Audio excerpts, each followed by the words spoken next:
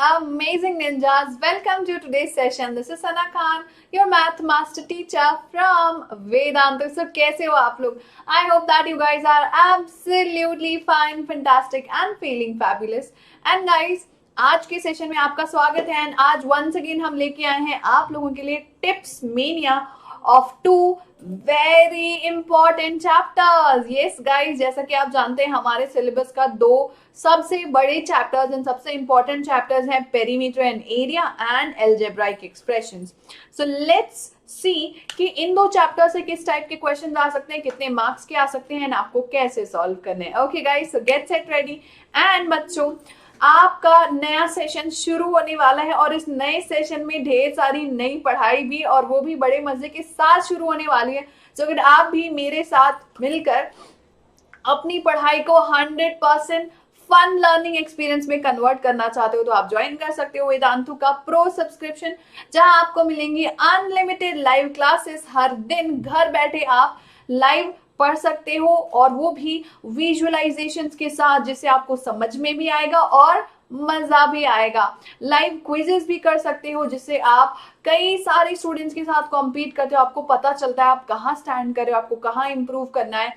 World के students के साथ कॉम्पीट करने का मजा ही कुछ और है बच्चों. एंड आपको मिलती है इंटरैक्टिव रिकॉर्डिंग्स भी हर एक लाइव क्लास की, नोट्स भी एंड डाउट सॉल्विंग भी in each and every session. So if you are getting all of this then what are you waiting for?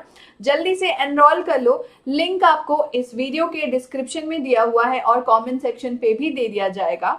वहां जाकर आप एनरोल कर सकते हो. वेबसाइट पर जाके with the coupon code SKPRO आपको मिलेगा डिस्काउंट भी. सो पेमेंट के टाइम पे कूपन कोड जरूर एंटर करना. ओके बच्चों, चलो. So let's get started with chapter number 11 and let's see कि इस चैप्टर से कौन से क्वेश्चन पूछे जा सकते हैं, किस टाइप के क्वेश्चन पूछे जा सकते हैं. Okay, so ready. First type of question है बच्चों finding the area and perimeter direct questions. ठीक है, तो 2 मार्क्स के डायरेक्ट क्वेश्चन आ सकते हैं आप लोगों को. कभी कभी 1 मार्क का भी दे देता है बट 1 मार्क्स के लायक नहीं है ये. ठीक है, 2 मार्क्स के आ सकते हैं या फिर अगर टीचर बड़ा मेहरबान है तो भैया 3 मार्क्स के भी आ जाएंगे. Easy PG questions. अब ये इजी क्यों है? क्योंकि डायरेक्ट फॉर्मूला बेस्ड क्वेश्चंस है. फॉर्मूला बस आपको याद रखना है स्क्वायर का, रेक्टेंगल का, सर्कल का, ट्रायंगल का, पैरेललोग्राम का. ये आपके सिलेबस में है. इनके फॉर्मूला बस आपको याद रखना है. लेंथ दिया है, ब्रेथ दिया है, पेरीमीटर निकाल लो, चाहे तो एरिया निकालो. अगर एरिया और पेरीमीटर दोनों पूछ रहा है तो 3 मार्क्स का होगा. अगर सिर्फ एक ही चीज पूछ रही है तो 2 मार्क्स का होगा. Finding the perimeter and area of the square again 2 marks का हो सकता है क्योंकि स्क्वायर थोड़ा इजी होता है. Area and circumference of circle with radius 3 marks का क्वेश्चन हो सकता है. ठीक है, या फिर अगर टफ हुआ तो 2 मार्क्स का भी हो जाएगा भाई, इतना बड़ा क्वेश्चन. ठीक है, बट जरूर से अटेम्प्ट करना direct formula based questions and गलती से भी गलती मत करना क्योंकि सुपर इजी क्वेश्चंस हैं. नेक्स्ट क्वेश्चन जो आपसे पूछा जा सकता है कि पेरीमीटर देगा और बोलेगा एरिया निकालो. ठीक है, अब आप बोलोगे पेरीमीटर से एरिया का क्या रिलेशन? ये रिलेशन है कि मान लो पेरीमीटर दे दिया और लेंथ दे दिया और पूछा है एरिया, लेकिन एरिया के लिए चाहिए ब्रेथ. तो ये ब्रेथ कहां से मिलेगा? यहां से मिलेगा. ठीक है, तो कभी भी पेरीमीटर से एरिया या फिर एरिया से पेरीमीटर निकालना है तो आपको ढूंढना पड़ेगा कि दोनों के बीच का रिलेशन क्या है. तो रिलेशन यही है कि जो टर्म्स होते हैं लेंथ, ब्रेथ, साइड, रेडियस, ये सारे आपके दोनों फॉर्मूले में होते हैं, है ना. तो जो दिया है उससे आपको जो नहीं दिया है उसकी वैल्यू निकालनी है और फिर जो सेकेंड चीज पूछी है, एरिया पूछा है तो एरिया, पेरीमीटर पूछा है तो पेरीमीटर. ये क्वेश्चन 3 मार्क्स का आ सकता है, 4 मार्क्स का भी आ सकता है, इससे कम का नहीं आएगा. ठीक है, this is a tough question.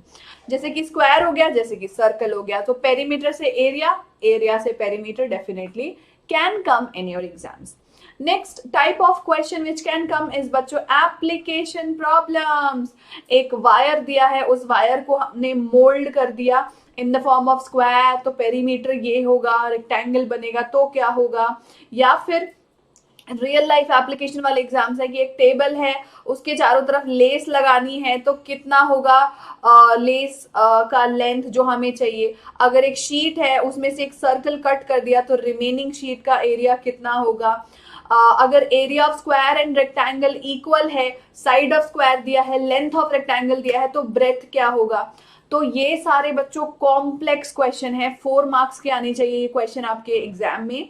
And in questions को लाइन बाय लाइन रीड करना। और स्पेशल टिप इन क्वेश्चंस को सॉल्व करने के लिए ये है, हमेशा गिवन क्या क्या है उसे नोट डाउन कर लो, ठीक है। क्या क्या दिया हुआ है वो नोट डाउन कर लो। नोट डाउन करने के बाद आप ये देखो कि अब इसमें से जो पूछा है उसके लिए क्या चाहिए, ठीक है। तो सबसे पहला स्टेप गिवन क्या है, दूसरा कि पूछा क्या है, जो पूछा है उसके लिए चाहिए क्या, व्हाट इज द नीड, और जो नीड है क्या वो गिवन में है, अगर नहीं है तो क्या वो गिवन से निकल सकती है, ठीक है। मान लो एरिया पूछा है, एरिया के लिए चाहिए लेंथ और ब्रेथ। अब ब्रेथ क्वेश्चन में दिया ही नहीं है गिवन में, तो क्या वो हमें जो डेटा दिया है उससे निकल सकता है, अगर निकल सकता है तो वहां से निकालो। तो इस टाइप के एप्लीकेशन प्रॉब्लम्स आ सकते हैं, कॉम्प्लेक्स क्वेश्चन डेफिनेटली आ सकते हैं, और आने की चांसेस ज्यादा होती है रेक्टेंगल और स्क्वायर का मिक्सचर या फिर रेक्टेंगल सर्कल का मिक्सचर, इस टाइप से, ठीक है। नेक्स्ट इज बच्चों फाइंडिंग द कॉस्ट वाले question which have very very high probability.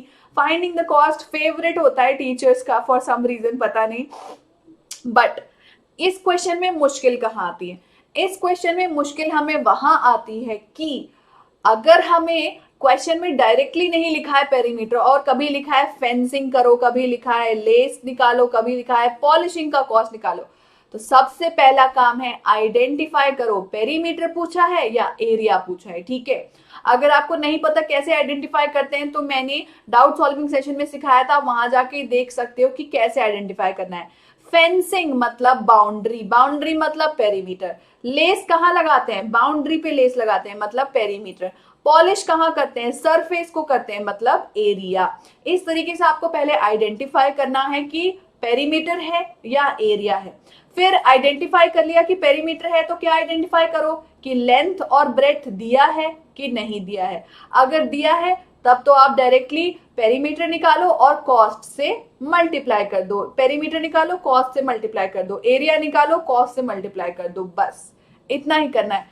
और एक आसान तरीका है आइडेंटिफाई करने का पेरीमीटर है या एरिया। स्पेशल टिप बच्चों, यूनिट देखो क्या लिखा है, ₹150 पर मीटर। मीटर किसका यूनिट होता है, पेरीमीटर का।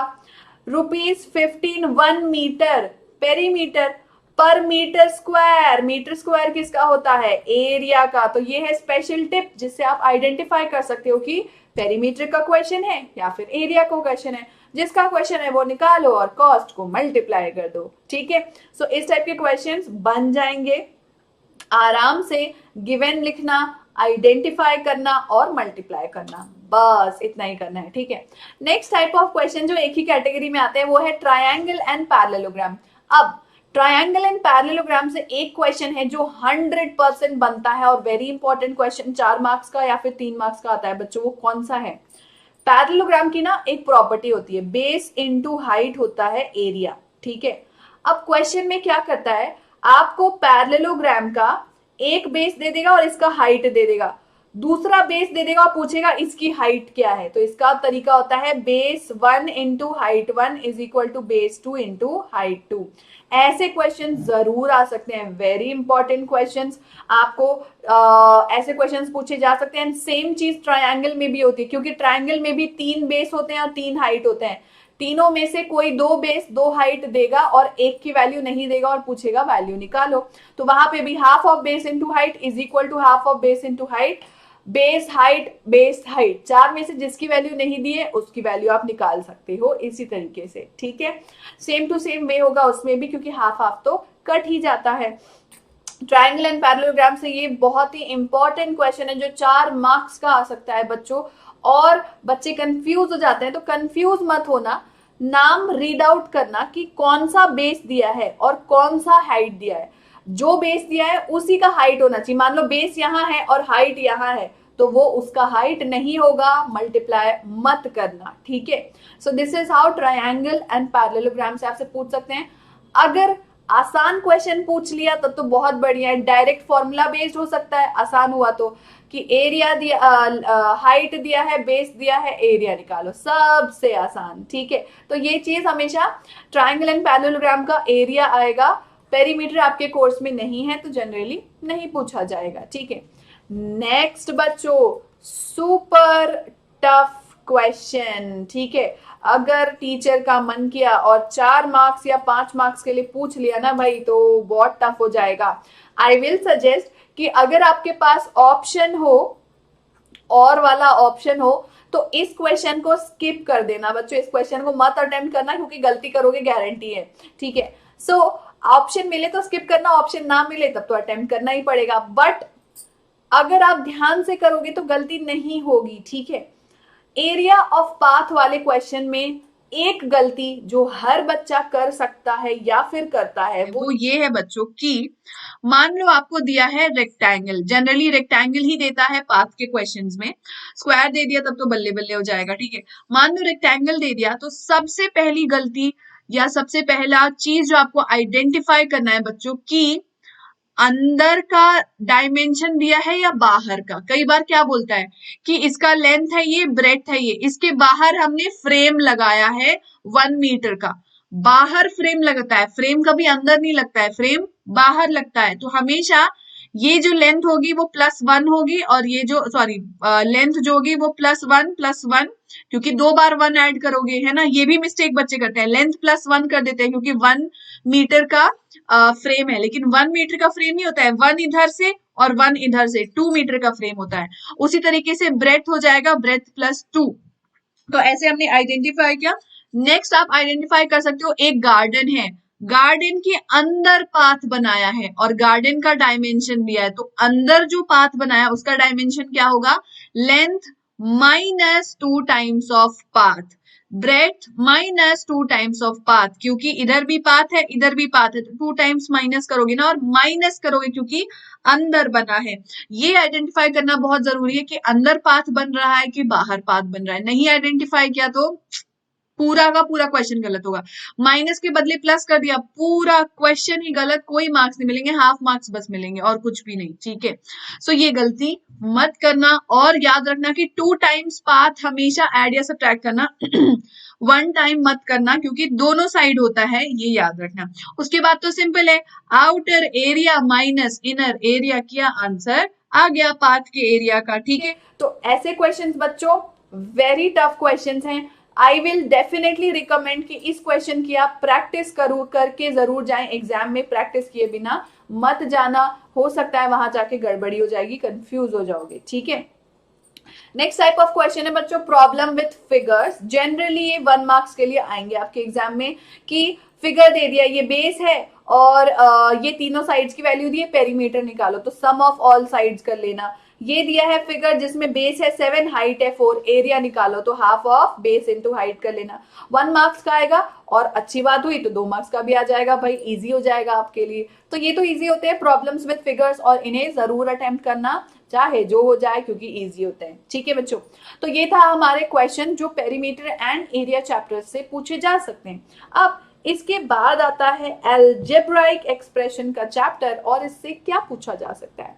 सो बच्चों अलजेब्रा सुनने में तो बहुत टफ लगता है, I will definitely agree with you all कि आपके एज के अकॉर्डिंग थोड़ा सा टफ है, बट ठीक है, अगर हम इसे समझने की कोशिश करें तो हम समझ सकते हैं। ऐसा भी नहीं है कि बिल्कुल नहीं बनेगा, और कई बार ऐसा भी है बच्चों कि अगर आप इसके कॉन्सेप्ट समझ चुके हो तो 100% बनने लगेगा आपसे। एंड ये चैप्टर आपके एग्जाम में तो जरूर आएगा भाई, algebra is a very important chapter. So type number 1 marker question, ठीक है, जिसमें गलती की गुंजाइश नहीं होनी चाहिए बच्चों। सेंटेंस दिया है, इसे एक्सप्रेशन में कन्वर्ट करना, 1 मार्क का क्वेश्चन है। अच्छी बात हुई तो ABC देगा और बोलेगा 2 मार्क्स का या फिर 3 मार्क्स का क्वेश्चन, तब तो मजे ही आ जाएंगे, बहुत इजी सा क्वेश्चन हो जाएगा, है ना।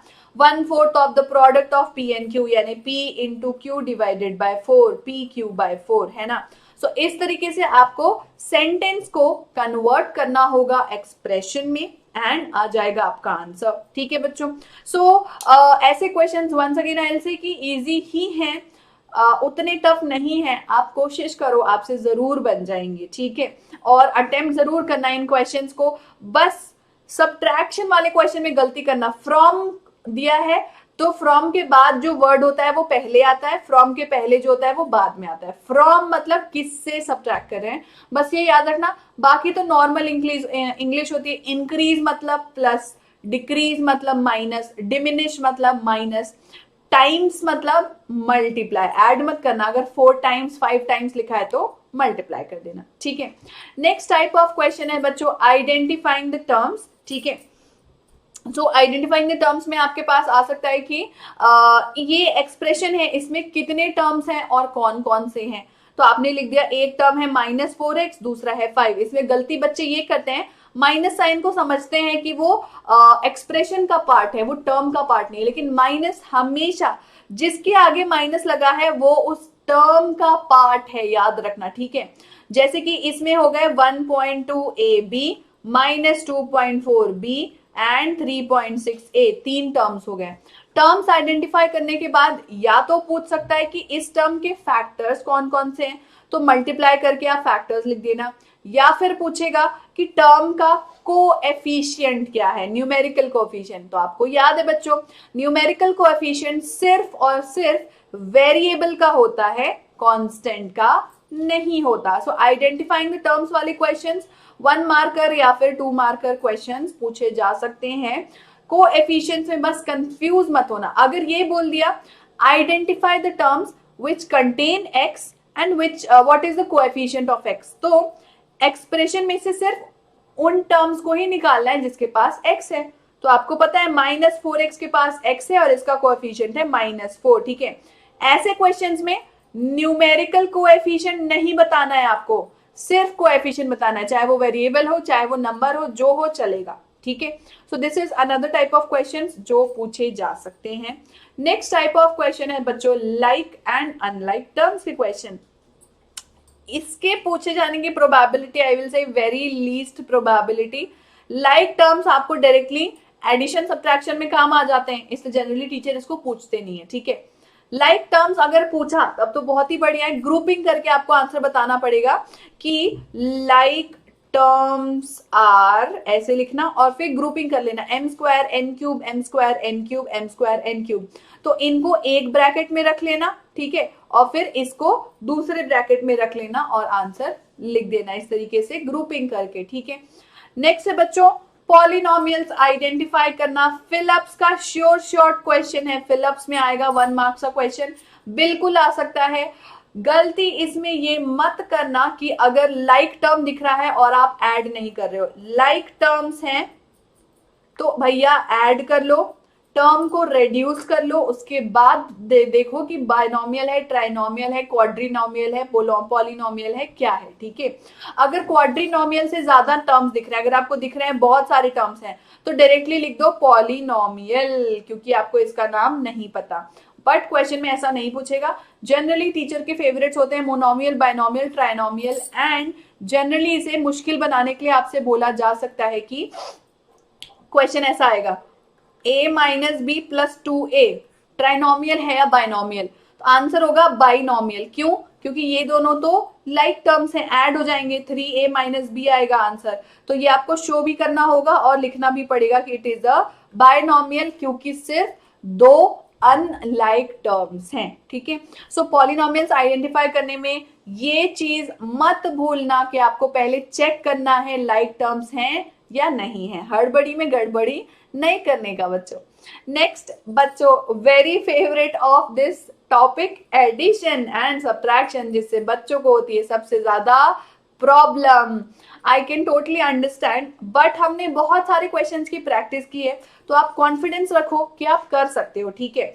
एडिशन एंड सब्ट्रैक्शन के प्रॉब्लम्स में आपको सिर्फ और सिर्फ लाइक टर्म्स को ढूंढना ही तो है बच्चों। लाइक टर्म्स को पूरी कोशिश करो ढूंढने की। लाइक टर्म्स को जैसे ही आप ढूंढो, सबसे पहले लाइक टर्म्स को ढूंढो, फिर करो ग्रुपिंग, ग्रुपिंग करने के बाद ऐड कर दो सिंपली। सब्ट्रैक्शन में कुछ नहीं करना है, सब्ट्रैक्शन में आपको बेसिकली माइनस साइन जो लगा होगा ब्रैकेट के बाहर, उसे हर टर्म से मल्टीप्लाई कर देना, माइनस साइन को। बेसिकली ब्रैकेट के अंदर जितने टर्म्स है सबका साइन बदल देना, माइनस है तो प्लस, प्लस है तो माइनस, क्योंकि माइनस से मल्टीप्लाई हो रहे हैं।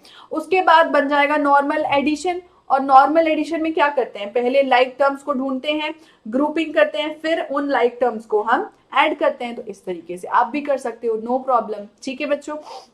सो addition and subtraction of algebraic expressions will be asked. They are very important questions. ठीक है, डेफिनेटली पूछे जाएंगे. 2 मार्कर, 3 मार्कर क्वेश्चन है.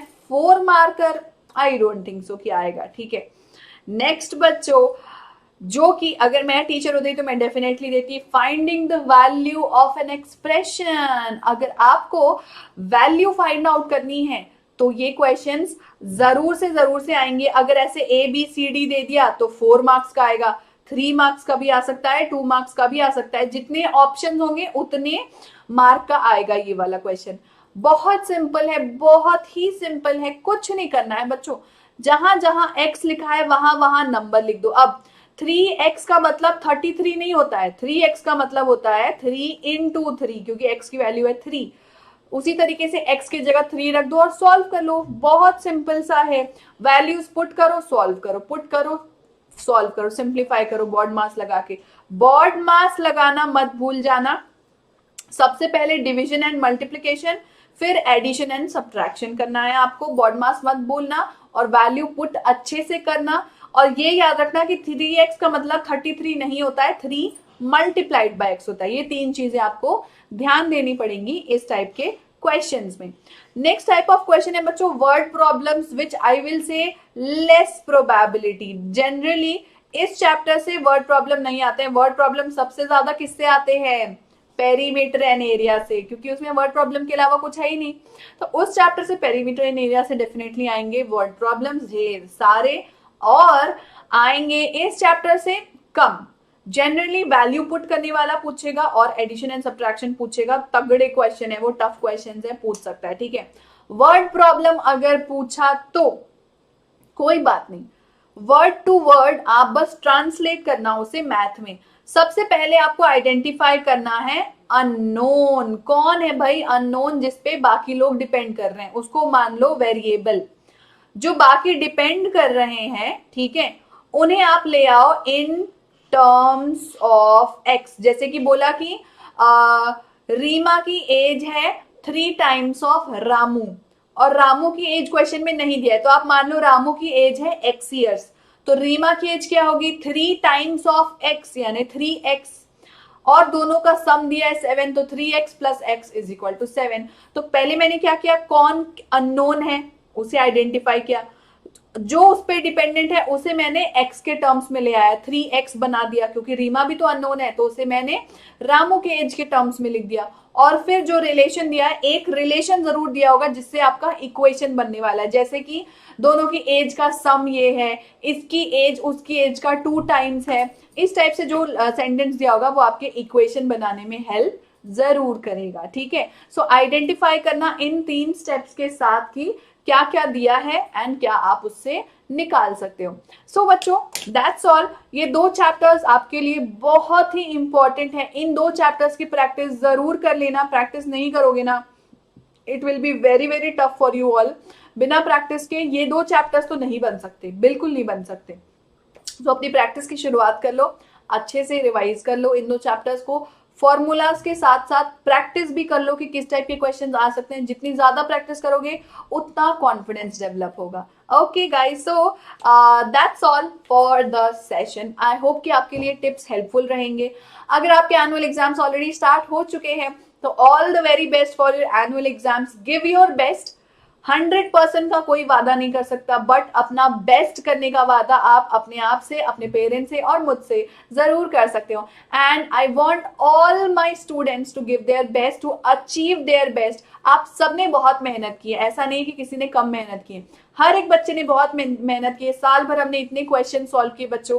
Now this is the time कि फाइनली हमें पता चल सकता है कि हमारी मेहनत कितनी सक्सेसफुल हुई. मुझे बहुत खुशी होगी कि अगर मैं आपके काम आ पाई और मैं आपकी अगर मदद कर पाई, तो I will be really very grateful for that. So that's all for today's session. Once again a reminder for all my new students and my regular students. बच्चों, अब तो टाइम आ गया है क्लास 8th में जाने का. सो 8th में जाने का है तो एनरोल करने का है प्रो सब्सक्रिप्शन, क्योंकि 8th की पढ़ाई जितने जल्दी स्टार्ट हो उतने बढ़िया से हम 8th के होम बोर्ड में परफॉर्म करेंगे, राइट गाइस।